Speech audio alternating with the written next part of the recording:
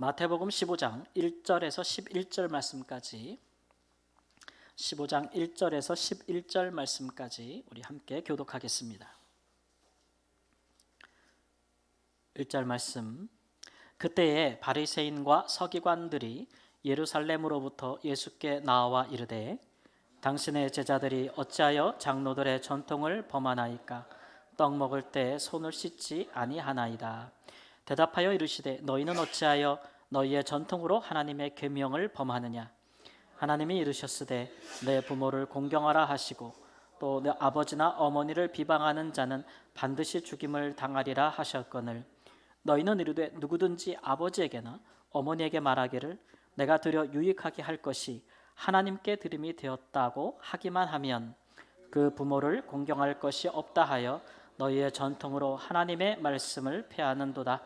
외식하는 자들아, 이사야가 너희에게 관하여 잘 예언하였도다. 일러스되 이 백성이 입술로는 나를 공경하되 마음은 내게서 멀도다. 사람의 계명으로 교훈을 삼아 가르치니 나를 헛되이 경배하는도다 하였느니라 하시고 무리를 불러 이르시되 듣고 깨달으라. 함께 읽습니다. 입으로 들어가는 것이 사람을 더럽게 하는 것이 아니라 입에서 나오는 그것이 사람을 더럽게 하는 것이니라. 아멘. 오늘은 우리 교회력에서 정한 어버이 주일입니다. 어버이 주일의 시작은 본래 미국에서 한 교회의 주일학교 교사가 되시는 어떤 어머니가 그 학생들을 가르치면서 늘 10계명의 5계명 내 부모를 공경하라 라는 계명을 아주 열심히 가르치셨대요. 그래서 그분이 소천하신 후에 제자들이 그분의 가르침의 뜻을 기리기 위해서 그 주일을 이제 어머니 주일로 그렇게 지키기 시작했다고 합니다. 그래서 이것이 확장되어서 1914년에 미국 의회에서 아예 5월 둘째 주를 어머니 주일로 정했다고 해요. 그런데 이제 우리나라에 미국 선교사님들이 자꾸 오시면서 미국 선교사들의 그 교회에서의 전통이 있잖아요. 그래서 그것을 우리 한국 교회에서도 하면 좋겠다라고 해서 한국 교회도 이제 어머니 주일로 지키기 시작했습니다. 1960년부터는 어머니 주일을 어버이 주일로 개칭을 했고요. 또 우리나라 정부도 1974년부터는 어머니날을 또 어버이날로 뒤따라 개칭을 했습니다. 그러니까 이 어버이 주일에 대한 제정은 사실은 이제 제5계명 뭐죠? 내 부모를 공경하라 라고 하는 계명을 잘 기억하고 지키고자 하는 우리 한국교회의 이제 아름다운 전통입니다. 이런 전통은 우리가 잘 그 뜻을 지켜서 행하는 것이 좋겠죠. 이것은 전통이기도 하고 또 하나님의 또 말씀 계명이기도 합니다. 10계명에 10가지 계명이 있지만 그중에 이 5계명은 정말 너무 중요한 것 같아요. 아무리 강조해도 지나치지 않습니다. 바울 사도께서는 이 5계명을 가르쳐서 부언하기를 이 5계명은 약속이 있는 첫 계명이라고 했습니다. 한번 해보실까요? 약속이 있는 첫 계명. 어디에 그러셨냐 그러면 에베소서 6장 1절에서 3절 말씀 함께 읽습니다. 자녀들아 주 안에서 너희 부모에게 순종하라. 이것이 옳으니라. 내 아버지와 어머니를 공경하라. 이것은 약속 있는 첫 계명이니 이로써 내가 잘되고 장수하리라. 약속이 있다라는 얘기는 이거 잘 지키면 내가 잘되고 장수하겠다라는 축복의 약속의 말씀이 있다는 얘기예요. 본래 이 10계명은 이스라엘 백성들이 출애굽한 이후에 시내산에서 처음 주어졌죠. 그때에는 내 하나님 여호와가 내게 준 땅에서 내 생명이 길리라. 장수에 대한 약속만 있었어요. 그러나 시간이 40년이 지나고 이제 그들이 가나안 땅에 들어가기 직전에 모압 평지에 모였을 때에 모세는 이 10계명에 한 가지 더 약속을 더해 줍니다. 내 하나님 여호와가 내게 준 땅에서 내 생명이 길고 그다음에 추가된 것은 뭐냐면 복을 누리리라. 그래서 이제 바울 사도가 이 신명기의 말씀을 따라서 내가 잘 되겠다라는 말을 이제 덧붙인 것이죠. 10계명의 다른 계명들을 여러분 쭉 보시면 알겠지만 이런 약속이 주어진 계명은 없습니다. 1계명부터 4계명, 6계명부터 10계명을 보면 이런 약속이 첨가되어진 것은 없어요. 5계명만 하나님의 축복이 더해졌습니다. 왜냐하면 계명이라는 것 자체가 이미 그들이 애굽에서 구원받고 하나님의 백성이 된 사람들에게 하나님께서 명령하신 의무예요. 너희는 하나님의 백성이니까 당연히 이렇게 해야 된다. 하나님의 백성들은 당연히 이렇게 살아야 된다. 너희들은 하나님께 그런 구원을 받았으니까. 그래서 여기에는 무슨 상급이나 이런 것들이 덧붙여질 일들이 아니에요. 당연한 의무죠. 그럼에도 불구하고 5계명에는 이런 약속이 덧붙여졌으니까 이거 좀 특별하다라는 생각이 아마 드실 겁니다. 거기다가 또 약속이 있는 것에 대해서 첫 계명이다 이렇게 얘기를 했어요. 이것은 5번째 계명인데 왜 첫 계명이라고 하는가 이런 얘기는 이 말씀이 이제 그만큼 중요하다는 거죠. 우리 말에도 보면은 첫 단추를 잘 껴야 된다 이런 말도 있고 또 하나 하는 거 보면 열을 한다 이런 말이 있잖아요. 그러니까 다른 10계명을 다른 9가지 계명을 이 사람이 잘 지키는 사람인가라고 보려면 먼저 이거 하나 보면 된다는 거예요. 뭐죠? 그 사람이 그 부모를 공경하고 있는가 이것만 봐도 그 사람이 하나님을 경외하는 사람인가 혹은 이웃을 사랑하는 사람인가 이런 것들을 판단할 수 있다는 거죠. 그러니까 5계명은 5번째 계명이지만 사실 그 앞에 4계명과 그 뒤에 또 계명을 연결하는 역할을 해요. 브릿지 역할을 하는 거죠. 다리의 역할을 하는 아주 중요한 계명이다. 그렇기 때문에 이 계명을 어길 시에는 처벌도 아주 강력해요. 오늘 말씀에도 보면은 예수님께서 구약에 보면은 아버지나 어머니를 비방하는 자는 반드시 어떻게 한다고요? 죽인다 그랬어. 사형이에요. 와, 정말 강하지 않아요? 여기 비방한다는 얘기는 다른 말로는 이제 저주하는 자라는 거예요. 부모를 저주하는 자녀, 자식은 죽이라는 거예요. 신명기 21장 18절 말씀에 보면은 부모를 비방하는 자가 누구냐면 완악하고 패역한 자식이라 그랬어요. 아주 마음이 사악하고 아주 패역한 자식, 말을 듣지 않고 불순종하는 그런 자식은 죽이라 그랬어요. 근데 어떻게 죽이느냐 그러면 고발을 해야 되는 거예요. 고발을 법정에. 근데 고발을 하는 주체가 누구냐면 부모예요. 부모가 패역하고 완악한 자식을 고발해서 법정에서 그렇다고 인정이 되면 그 자식을 사형에 처하라는 거예요. 근데 이런 부모가 참 아무리 자식이 그래도 방탕하여도 부모가 자식을 고발할 사람은 별로 없을 것 같아요. 거의 없지 않을까요? 그러나 율법은 이렇게 부모님에게 그 권리와 권위를 부여했습니다. 자식이 부모를 공경하지 않으면 또 공경하면 이런 보상이 있지만 공경하지 않으면 이런 극형에 처해질 것이다 라는 부모님의 권위와 또 권리를 세워준 것이고 반면에 또한 이 말씀은 처벌에 대한 이 말씀은 또 부모님들에게 책임을 주는 거예요. 의무를 주는 거죠. 자식들 잘 키우라는 얘기예요. 그죠? 주 안에서 잘 키워라. 완역하고 패역한 자식 만들지 말라. 이러는 부모님을 향한 강한 또 메시지이기도 합니다. 이렇게 이제 중요한 계명이다 보니까 예수님도 이 계명을 아주 유심히 보신 것이죠. 오늘 본문 말씀은 이 5계명에 대해서 바리새인들과 서기관들이 예수님과 논쟁하는 장면이 나옵니다. 그래서 이것을 우리가 이제 고르반 논쟁이라고 부르죠. 이 바리새인과 서기관들은 백성들 앞에 자기들은 하나님의 말씀과 계명을 백성들에게 가르치는 선생님, 자기들은 율법의 수호자라는 강한 그런 스스로 그 지위를 갖고 있었고 또 그런 자부심에 강한 사람들인데 그런데 예수님이 보실 때 이 무리들은 이 5계명을 굉장히 대수롭게 여기지 않는 굉장히 소홀히 여기는 하나님이 이 계명을 주신 의도와는 완전히 반대로 계명을 가르치고 있다라고 예수님께서 말씀하시고 있는 겁니다. 그러니까 그들의 전통, 그들이 하나님을 위해서 또 세워 여러 가지 만든 그런 전통들, 유전들인데 그것을 하나님의 계명보다 더 앞세운다라는 것이에요. 그 예로 든 것이 이제 고르반인데 고르반이라는 것은 옛적부터 이스라엘의 장로들이 하나님께 순종하고 하나님의 계명을 더 잘 지키게 만들어 놓은 이제 규례들이에요. 고르반이라는 말 자체의 그 뜻이 뭐냐면 하나님께 헌신한다 또는 하나님께 바친다, 드렸다, 헌물, 헌금, 이런 헌신 이런 것들이 고르반이라는 건데 고르반이라는 말은 이제 선언하는 겁니다. 나 자신을 하나님께 바쳤다 선언하는 거예요. 공적으로. 아니면 내게 있는 이것은 누구 것이라고요? 하나님의 것이다. 하나님께 드렸다라고 일종의 맹세하는 겁니다. 이렇게 맹세를 하게 되면 이거 이제 누구 거예요? 하나님 거예요. 성전에 바친 거예요. 그러니까 아무도 손 못 대. 의무에서 자유로워지는 거예요. 우리 흔히 영어로 말하는 노타치. 나 고르반 그러면 이거 고르반 그러면 내가 무엇을 가졌던 땅이든 건물이든 물건이든 돈이든 재물이든 건드려 못 건드려? 아무도 못 건드리는 거예요. 하나님 거니까. 그래서 심지어 가족일지라도 부모님이라 할지라도 혹은 내게 빚을 받아갈 수 있는 권리가 있는 채권자라 할지라도 내가 고르반 그러면 못 갖고 가는 거예요. 하나님 거니까. 예? 그렇게 자기의 재산권과 소유권을 지킬 수 있는 전통이라는 거죠. 예. 그래서 성전을 두고 맹세를 하니까 이거를 사람이 맹세를 하면은 지켜야 돼, 안 지켜야 돼요? 잘 지켜야죠. 그런데 이게 또 법적인 강제 규정은 없어요.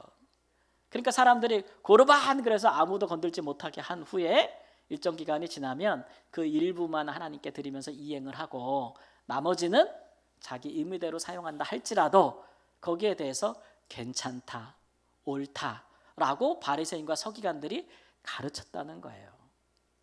거기에 대해서 이제 예수님께서 너희들은 부모를 공경하지 않으려고 하는 불효자들과 사회적인 책임을 이행하지 않으려고 하는 그런 범법자들의 기만 행위를 정당화시켜주고 있구나.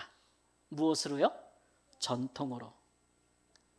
고르반이라는 전통으로 하나님의 이름을 빙자하여 사람이 부모에게 또는 내 이웃에게 감당해야 될 책임을 감당하지 않아도 된다고 그렇게 그 권리를 주는 거죠. 그래서 이 고르반 맹세 폐단들이 당시의 가정과 사회에 아주 만연했다는 거예요. 만연했다는 거죠.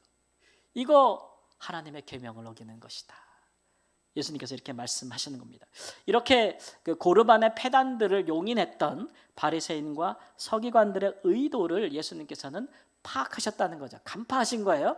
그 의도가 뭐냐 그러면 위선입니다. 위선. 외식이죠. 사람들 앞에 이거 하나님께 드렸다라고 해서 경건과 신앙이 좋은 것과 같은 그런 존경심을 얻지만 그러나 실상은 하나님의 계명을 지키지 않는 그런 위선이라는 거죠. 명분은 하나님께 드렸다라는 거예요. 그러나 실상은 그들이 사실은 뭐를 좋아하냐면 돈을 좋아하는 것이라. 돈을 좋아하는 것이라. 그래서 이런 폐단들을 좋은 전통을 이용해서 용인한 것은 내 부모를 공경하라고 하신 하나님의 계명을 범하는 것이다. 심지어 예수님께서 한 걸음 더 나가서 너희들은 전통으로 하나님의 계명을 폐한다고까지 얘기하셨어요. 율법을 폐한다. 그러니까 이것은 이 바리새인들에게는 굉장한 모욕이죠. 율법에 대한 수호자요, 교사요, 자부심 있는 자들에게 너희들이 율법을 다 말아먹고 있다 이렇게 말씀을 하시니까 얼마나 이들이 자존심이 상하고 화가 났겠어요. 근데 사실 예수님의 말씀은 틀린 게 아니잖아요.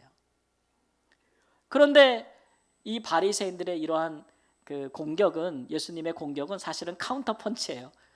맞받아친 거죠. 율법을 폐한다고 먼저 공격한 것은 예수님이 아니에요. 누가 먼저 공격했냐면 이 바리새인들과 서기관들이 예수님을 향해서 공격을 많이 했어요. 율법을 폐한다고. 왜냐하면 율법으로 죄인이라고 생각하는 사람들을 예수께서 만나시고 찾아가시고 그들에게 은혜와 긍휼과 복음을 베푸시는 것을 보고 그들이 그렇게 비난한 거거든요. 그러나 실상은 진짜 율법을 폐하는 사람들은 예수님이 아니고 우리 이 고르반의 예에서 보듯이 바리새인과 서기관들이 진짜 율법을 폐하고 있는 사람이에요. 그러니까 이거 예수님 입장에서 보면 굉장히 이제 적반하장이죠. 예수님은 내 부모를 공경하라는 계명을 지키는 것에 본래적인 의미에 지금 강조점을 두고 있는 것입니까? 누가 정말 하나님의 말씀을 폐하는 자들인가? 바리새인들의 이 교훈과 행위가 늘상 좀 이와 같았어요. 그렇기 때문에 백성들이 그 바리새인들의 가르침을 받다 보면 자기들도 모르게 자꾸 위선적이 되고 외식적이 되는 거죠. 그래서 예수님은 그런 바리새인들의 폐단을 가르침에 들어있는 독을 누룩이라고 얘기하셨어요. 금방 퍼져나가잖아요. 부풀잖아요. 그런 가르침에 빠지지 말라. 그 바리새인들에게 가르침을 받다 보면은 지옥의 자식이 되고 만다. 마태복음 23장 15절 말씀에 하신 말씀입니다. 그러니까 차라리 고르반 같은 거 하지 말라는 거예요. 예수님께서 차라리 맹세하지 말라. 맹세하지 말라요. 그냥 하나님께 드릴 것이 있으면 그냥 드리라는 거죠. 자기가. 예. 또 하나님의 말씀을 지키려고 하면 지키면 되는 거예요. 그렇죠? 근데 지킬 마음도 없으면서 지키는 것처럼 하지 말라는 얘기예요. 내가 하나님의 뜻을 순종할 수 있으면 하든지, 지금 정말 못하겠으면 차라리 아니요 하는 게 낫지. 지금 뭐 아니요 해도 나중에라도 할 수 있잖아요. 하나님, 내가 지금은 못하지만 꼭 하고 싶습니다. 순종하고 싶습니다. 우리 신앙생활할 때 그럴 수 있잖아요. 내가 당연히 하나님 앞에 이걸 행해야 되는데 하나님 내게 말씀하신 건데 지금은 주님 내 믿음이 부족해서 못하겠어요. 그러면 어떻게 하면 돼요? 근데 꼭 나중에라도 할게요. 뭐 그래서 이제 나중에 하는 확률이 얼마나 되는지 모르겠지만 하여튼 그렇게라도 하는 게 낫다는 거예요. 근데 더 나쁜 게 뭔지 아세요? 할 마음도 없는데 하는 것처럼 보여지려고 하는 거. 그게 더 나쁘다예요. 하나님 앞에서는요, 안 하는 것보다 뭐가 더 나빠요? 하는 척하는 게 더 나빠요. 위선. 그러니까 정직하란 얘기예요. 정직한 거. 예.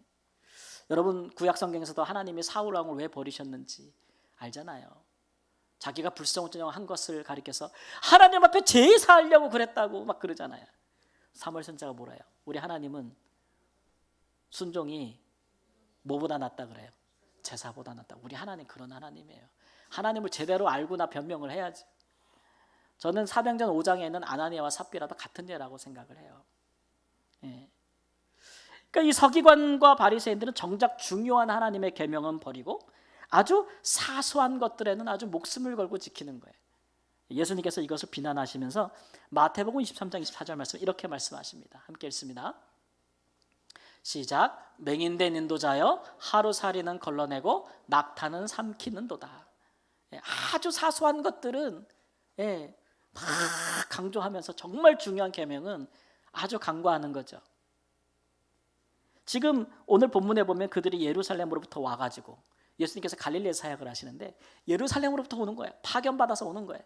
예수라는 자가 자꾸 백성들을 미혹하고 백성들에게 그들이 가르치는 것과 다른 것을 가르친다고 하니까 감시하러 온 거겠죠? 모니터링하러 온 거예요. 그러면서 어떻게든 예수님을 책 잡으려고 하는데 그들이 책 잡으려고 하는 게 뭐냐면은 왜 밥 먹기 전에 손 안 씻습니까? 여러분 어느 계명이 더 중요한 것입니까? 내 부모를 공경하라 하신 계명이 중요합니까? 아니면 식사할 때 반드시 손을 씻고 먹어야 거룩하다라고 하는 전통이 더 중요한 것입니까? 여러분 생각이 어떻습니까? 내 부모를 공경하라 하신 말씀이 훨씬 귀한 거 아닙니까? 근데 손 안 씻는, 밥 먹기 전에 손 안 씻는다고 부정한 자라고 그런 일에 열심 내면서 정작 하나님의 계명 그런 것들은 고르반이라는 것으로 무시하는 이런 사람들의 작태. 그 예수님께서 오늘 마지막 말씀에 진짜 사람을 더럽게 하는 게 뭐냐 이렇게 말씀하시죠. 더러운 손이냐 더러운 마음이냐. 어디죠? 더러운 마음이 사람을 더럽게 하는 거 아닙니까? 그래서 이 고르반 문장에서 결국 우리가 듣고 깨달아야 될 것, 특별히 5계명에 관해서 우리가 깨달아야 될 것은 무엇입니까? 내 부모를 공경하고 하신 말씀은 우리가 당연히 지켜야 되는 것이지만 하나님께서 하나님을 진실로 경외함이 없이는, 공경함이 없이는 이 계명에도 사람이 순종할 수 없다고 얘기하시는 거예요. 우리가 하나님의 자녀로 하나님을 공경하는 것은 당연하지 않습니까? 하늘아버지시니까. 그러면 우리가 자녀된 자로서 우리의 부모를 공경하는 것도 당연한 일이죠. 근데 이 당연한 일이 잘 안 된다는 거예요. 그래서 하나님께서 특별하게 이 계명을 약속 있는 첫 계명이라고 하시면서 보상도 약속하시고 처벌도 강하게 하시는 이유가 이제 그런 얘기죠. 우리 하나님께서 이제 종종 그렇게 하실 때가 있어요. 부모님을 공경하는 것이 하나님을 공경하는 것이다. 이렇게 말씀하시는 이유가 있겠죠. 종종 이런 표현들을 많이 쓰십니다. 다른 성경에도 보면 예를 들면 이런 거죠. 너희 이웃 중에서 고아나 과부나 또는 나그네라든지 그렇게 취약계층들, 소외된 자들을 너희가 그런 지극히 작은 자들에게 냉수 하나 떠주고 그들에게 선을 베푸는 거 하나도 누구에게 한 것이라 그래요? 하나님에게 한 것이라. 내게 한 것이라. 아니 그 사람들이 하나님은 아니잖아요. 우리 부모님이 하나님은 아니잖아요. 근데 왜 하나님이 자꾸 이렇게 발벗고 나서는 거예요? 왜 그렇게 나서는 거예요? 이게 뭐냐면 하나님이 대변하시는 거예요. 그러니까 이게 스스로 말을 못하는 거죠. 부모님이 자식을 향해서 나를 공경하라, 그것이 마땅하다라고 말하기가 쉽지 않아요. 있는 거 다 주면 좋지. 그러나 부모님이 나이가 드시면 자녀들의 더 도움이 필요하잖아요. 저도 이제 저희 부모님이 연로하신데 보면은 나이가 점점 들어가시면서 아기 같아지시더라고요. 아기 같아. 그러니까 내가 우리 어머님을 아이처럼 돌봐드려야겠구나 라는 생각이 들지 않아요? 우리 명예장로님 제가 자주 찾아뵙는데 이렇게 말씀하다 보면은 벌써 90이 돼 가시는 분인데 어떨 때 보면 말씀하시면 너무 아이 같으세요. 예, 아이 같으세요. 공경하는 것이죠. 근데 그거를 자동적으로 자식이라고 되는 거 아니란 얘기예요. 그래서 하나님이 그렇게 해야 나한테 하는 거라까지 대변해 주시는 거예요. 대신해 주는 거예요. 주는 것. 우리가 살아가면서도 우리 사회에 정말 소외된 사람들을 돕는 거 잘 안 하잖아요. 쉽지 않잖아요. 그러니까 하나님이 그 좋은 거, 그 하나님이 기뻐하시는 거, 그 당연한 거 해야 되는데 안 하니까 그 사람들에게 한 거, 내게 한 것이다. 근데 사회적으로 어려운 사람들이 자기들의 권리나 이익을 대변하기가 쉽습니까? 우리 사회 장애인들의 이동권 이런 문제도 큰 이슈 중에 하나인데 대변하기가 어렵잖아요. 아무리 외쳐도 누가 들어주지 않잖아요. 그러니까 하나님이 대신해 주는 거예요. 그런 마음이죠. 우리 사회에 그 현상 중에 하나가 여러분 그 말 중에서 캥거루족이라는 게 있습니다. 들어보셨죠? 캥거루가 원래 그 새끼를 낳으면은 아주 작은데 엄마 벌써서 1, 2년을 있다가 떠난대요. 그 주머니에 들어가는 거 있잖아요. 예. 캥거루족인데 우리나라 IMF 이후에 우리나라 사회적 현상 중에 하나가 이제 캥거루족이 생겨났다고 해요. 이것은 뭐냐면 성인이 되어도 부모님과 함께 동거하는 자녀들을 이야기합니다. 그래서 우리나라에서 지금 현재 50세 미만의 성인 중에서 부모님과 함께 거주하는 사람은 30% 정도 된대요. 20세에서 50세까지. 굉장히 많죠. 10명 중에 3명. 근데 이거는 날로 증거하는 추세다. 이게 비단 우리나라만 현상만은 아니고요. 미국에도 있는데 다른 말로 있어요. 미국에는 이제 피터팬 신드롬이라고 해서 피터팬 증후군이라고 해서 똑같은 사람들을 그렇게 부른대요. 사회에 부적응해서 부모와 가정을 벗어나지 못하고 이미 성인이 되고 장년이 되었는데 여전히 부모의 경제적인 육체적인 돌봄을 필요로 하는 사람들을 피터팬이라고 부른다고 합니다. 일본에서는 7040, 8050 이런 이제 용어가 있대요. 이게 무슨 말이겠어요? 70세 부모님과 40세 자녀가 같이 사는데 누가 누구를 모시고 사는 거예요? 부모님이 자녀들을 데리고. 8050은 80세 부모님이 50대에 성년이 다 된 자녀들을 품고 살아가고 있는 거. 그래서 이걸 패러사이트 싱글이라고 하는데 패러사이트가 기생이라는 얘기예요. 기생한다 이런 표현을 쓰고 있고 캐나다에서는 부모님을 떠났는데 얘네들이 다시 돌아온다 그래서 부메랑 키즈라고 부른대요. 영국에서는 부모님의 연금을 축내고 사는 아이들 그래서 키퍼스라고 부른대요. 영어로. 나라마다 이게 다 있어요. 이런 현상들은 증가할수록 사회적인 문제들이 많이 등장합니다. 부모님들이 자녀를 향해서 70, 80대도 계속 자녀들을 돌봐하고 경제적인 그런 지원을 해야 되기 때문에 노인 문제, 노후 문제 또 심각하다고 얘기하고 그러니까 부모가 가난해지니까 자식도 가난해지기 때문에 부모가 가난해질 때 자식들이 부모님을 돌봐요? 그렇지 못해요. 같이 가난해지게 되는, 같이 빈곤에 빠지게 되는 일들이 많고 자녀들이 독립하여 가정을 이루지 못하니까 저출산, 노동인구 감소, 사회 불안, 여러 가지 일들. 이 근본적인 원인이 뭐냐 그러면은 많은 학자들이 이제 경기 불황, 장기 불황, 경기가 좋지 않기 때문에 자녀들이 좋은 직업을 얻지 못하고 그렇기 때문에 경제력이 없으니까 부모에게 의지하여 산다. 이런 얘기들도 하고 또 뭐 취업난 뭐 이런 것들. 그래서 사회적으로 제도와 정책의 개선이 있어야 이걸 해결할 수 있다. 이런 이제 논지들도 있는데 이제 또 그게 한편이에요. 다른 한편에 또 논지가 있는데 그것은 이제 사람의 그 의식의 문제예요. 교육의 문제.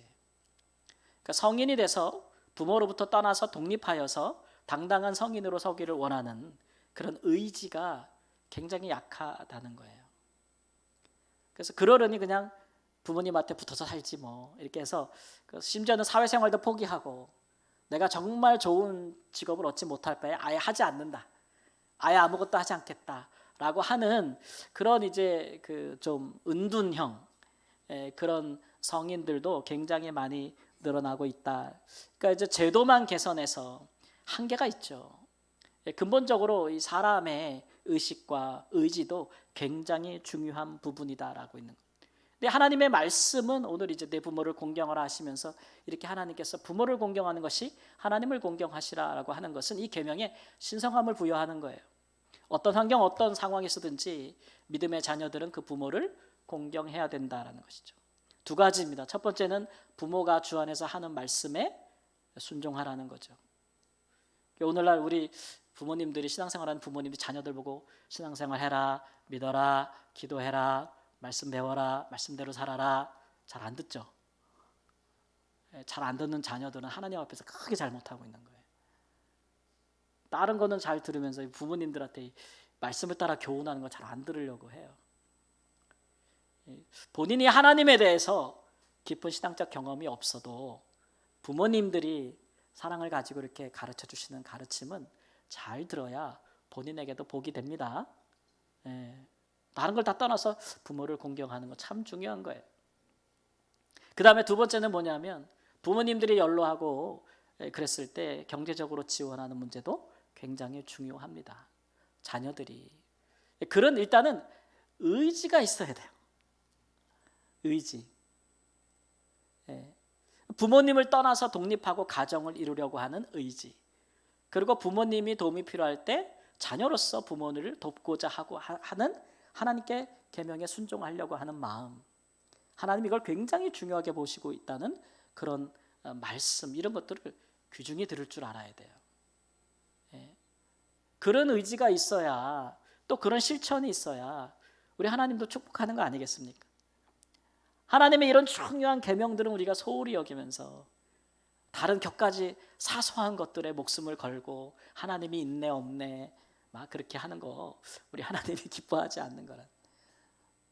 주 안에서 자녀된 자들은 이런 기도를 많이 드리셨으면 좋겠어요. 우리 자녀들은 하나님 내가 내 부모를 공경하고 내 부모님을 섬길 수 있도록 나를 축복해 주세요. 그런 기도 꼭 드리십시오. 우리 자녀들이 빼놓지 않고 해야 할 기도입니다. 우리 기도는 하나님을 기쁘시게 해야 돼요. 하나님이 기쁘시게 들어줄 수 있는 기도를 해야지 정작 중요한 것들은 안 하고 다른 사소한 것들만 해서는 우리 하나님이 기뻐하시겠어요? 그러기 위해서 기도하고 기도하다 보면 실천할 마음이 생기고 실천하다 보면 하나님께서 복을 주시고 은혜를 주시고 도와주시고 그러한 것들 속에서 우리가 신앙생활의 즐거움을 얻지 않겠습니까? 내 부모를 공경하라라고 하는 말씀은 하나님이 정말 실천하는 자에게 복을 주시기를 원하는 마음으로 우리에게 주신 계명입니다.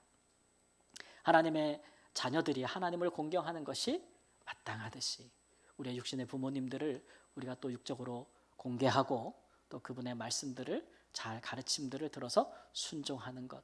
하나님이 그것을 우리에게 복을 주실지 범사에 형통하게 하실지를 보는 중요한 판가름이라고 말씀하신다라는 것들을 생각하시고 그 모든 일에 다 하나님이 기뻐하시는 모습이 우리 가정에 있기를 우리 주 예수님의 이름으로 축원합니다. 아멘. 기도하겠습니다.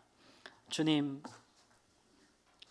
하나님을 경외하듯이 우리의 사랑하는 부모님들을 공경하기를 원합니다. 육적으로 영적으로 우리를 가르치고 우리를 위하여 기도하는 또 우리에게 아낌없이 내어주었던 우리 부모님들이 계십니다. 하나님, 우리가 그분들을 따라 순종하고 또 그분들을 공개할 수 있는 하나님 그런 기도와 또 그런 삶과 그런 여건이 허락되어질 수 있도록 인도하여 주시옵소서. 하나님, 우리가 그런 삶을 살고자 할 때에 하나님 주께서 우리에게 큰 복을 주신다 말씀하셨습니다. 사랑하는 부모에게 베풀지 못하면 우리가 어디 다른 데 나가서 베푸는 자가 될 수 있겠습니까? 아버지여, 우리를 부모를 공경함으로 하나님을 경외하는 자라 일컬음을 얻게 하여 주옵소서. 존귀하신 예수님의 이름으로 기도합니다. 아멘. 우리 함께 찬양하겠습니다.